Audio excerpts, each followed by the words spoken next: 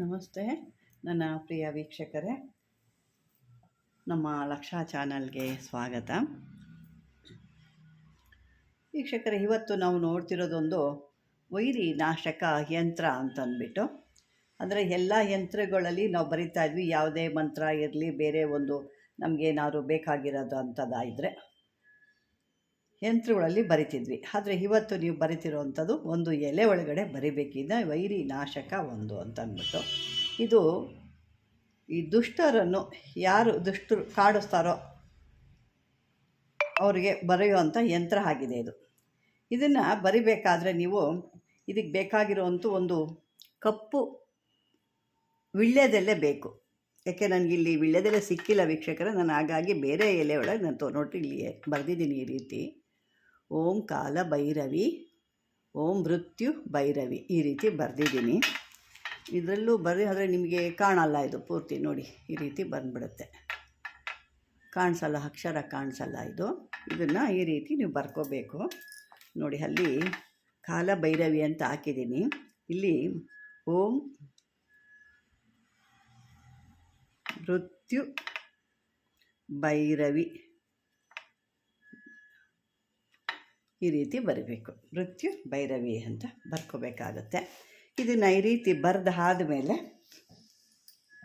ಅದನ್ನು ಅವ್ರದ್ದು ಏನಾದರೂ ಬಟ್ಟೆ ಏನಾದರೂ ತಗೊಂಡು ಅವರು ಹಾಕ್ಕೊಳ್ಳೋ ಅಂಥ ಬಟ್ಟೆಗೆ ತಂದು ಅದನ್ನು ಆ ಎಲೆನ ಆ ಬಟ್ಟೆಗೆ ಎಲೆಗೆ ಸುತ್ತಿಬಿಡಬೇಕು.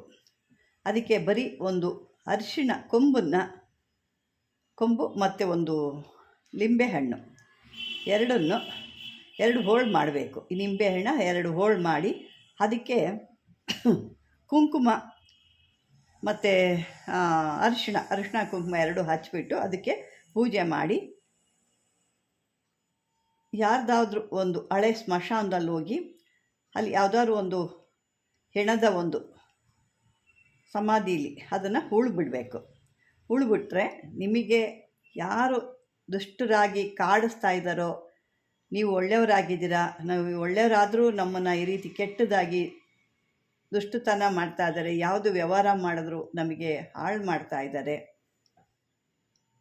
ಎಲ್ಲಿ ಹೋದ್ರು ಎಲ್ಲಿ ಬಂದರೂ ನಮ್ಮನ್ನು ಸುಮ್ಮನೆ ಹಿಂಸೆಗಳು ಕೊಡ್ತಾ ಇದ್ದಾರೆ, ನೆಮ್ಮದಿಗೆ ಜೀವನ ಮಾಡಲಿಕ್ಕೆ ಆಗ್ತಾ ಇಲ್ಲ ಅನ್ನೋರು, ವ್ಯವಹಾರಗಳು ಕೂಡ ನಮಗೆ ತೊಂದರೆ ಮಾಡ್ತಾ ಇದ್ದಾರೆ, ಅಲ್ಲಿ ಕೂಡ ವ್ಯವಹಾರಗಳು ಆಗ್ತಾಯಿಲ್ಲ, ಹಣಕಾಸು ತೊಂದರೆ ಆಗ್ತಾಯಿದೆ, ಭಾಳ ತೊಂದರೆ ಮಾಡಿದ್ದಾರೆ ನಮಗೆ ಅನ್ನೋರಿಗೆ ಈ ರೀತಿ ಮಾಡಬೇಕು.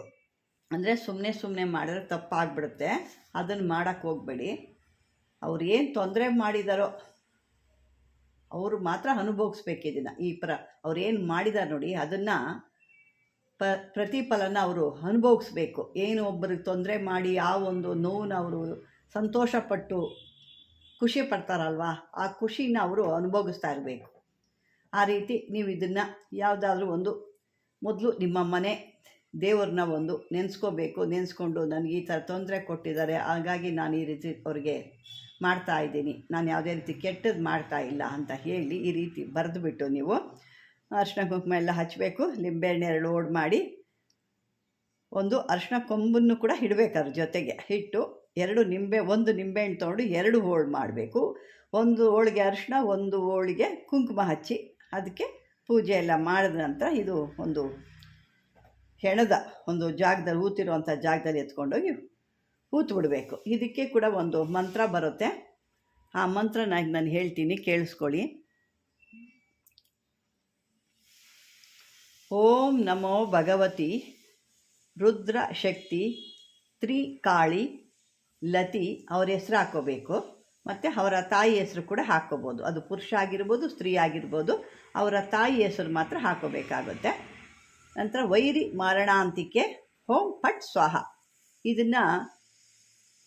ಇದು ಮಾಮೂಲಿ ಮರಣ ಮಂತ್ರಕ್ಕೆ ಮಾತ್ರ ಬರುತ್ತೆ. ಎಲ್ಲದೂ ಇದನ್ನು ಯೂಸ್ ಮಾಡಿಕೊಂಡ್ರೆ ತೊಂದರೆಗಳಾಗುತ್ತೆ. ಸುಮ್ಮನೆ ಎಲ್ಲ ಏನೋ ಕೊಟ್ಟಿದ್ದಾರಲ್ಲ ಅವ್ರಿಗೂ ಏನೋ ಒಂದು ಮಾಡಿಬಿಡೋಣ ಅಂತ ಹೋದರೆ ಇದು ನೀವು ತಪ್ಪಿಗೆ ಸಿಗಾಕ್ಕೊಳ್ತೀರಾ.